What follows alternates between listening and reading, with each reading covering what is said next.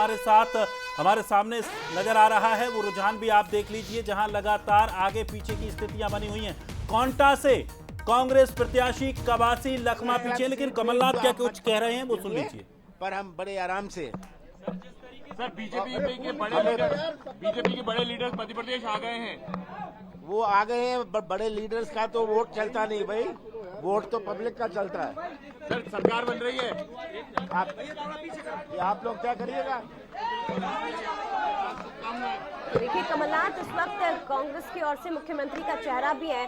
PCC chief Kamal Nath को आपने सुना, उन्होंने कहा कि बड़े नेता आ जाएं, कुछ भी हो, लेकिन सरकार तो जनता ही बनाएगी और हमें जनता पर पूरा विश्वास है।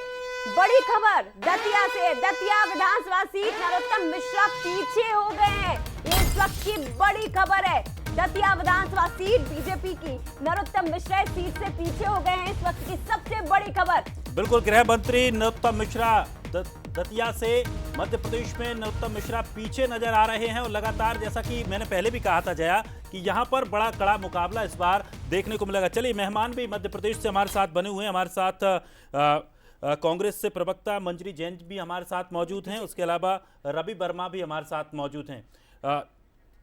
चलिए मंजरी जी, कैसे देखती हैं? नरोत्तम मिश्रा भी पीछे चल रहे हैं और अगर बीजेपी को लेकर अगर बात करें तो बीजेपी अभी मध्य प्रदेश में बढ़त बनाए हुए है। खासकर जिस तरह से एग्जिट पोल को लेकर कहा जा रहा था कि बीजेपी को कई जगहों पर भारी बहुमत के साथ वहां पर सरकार बनाते हुए दिखाई दिया था, लेकिन यहां पर भी बीजेपी बढ़त बना रही है।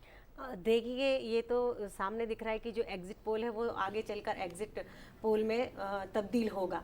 तो मैं समझती हूँ दतिया से नरोत्तम मिश्रा जी अभी आगे थे, थोड़ा पीछे हो गए। तो अभी ये शुरुआती रुझान है, बैलेट पेपर के रुझान है और कांग्रेस बड़ी आश्वस्त थी कि कर्मचारियों का जो वोट है वो उनको मिलेगा। लेकिन अगर दतिया को अगर हम छोड़े, बाकी ओवरऑल विधानसभा सीटों की हम बात करें, माफ करिएगा मैं लौटूंगी आपके पास, लेकिन उदयपुरा विधानसभा सीट काफी महत्वपूर्ण है। इस सीट को जरा समझ लेते हैं, यहाँ से क्या रुझान शुरुआती निकलकर सामने आ रहे हैं वो जरा हमारे दर्शकों को सबसे पहले बताते हैं। कांग्रेस प्रत्याशी देवेंद्र पटेल आगे बढ़ते हुए उदयपुरा विधानसभा सीट से नजर आ रहे हैं। बहुत महत्वपूर्ण सीट है ये। कांग्रेस प्रत्याशी देवेंद्र पटेल इस सीट से लीड लेते दिखाई दे रहे हैं। हालांकि आगे पीछे का जो खेल है, जो गणित है, इस बार अब बहुत चल रहा है। बिल्कुल, और अभी एक से 2 घंटे तो ये खेल अभी चलेगा। कम से कम 1 से 2 घंटे के बाद कुछ स्थिरता यहाँ पर नजर आएगी, लेकिन अभी तो शुरुआती है, मतपेटियां खुल रही हैं और फिर क्षेत्र का बार भी रहता है कि क्षेत्रवार जो मतपेटियां हैं, कौन की पोलिंग किसके अंतर्गत आती है, किसका कितना वहां पर प्रभाव है,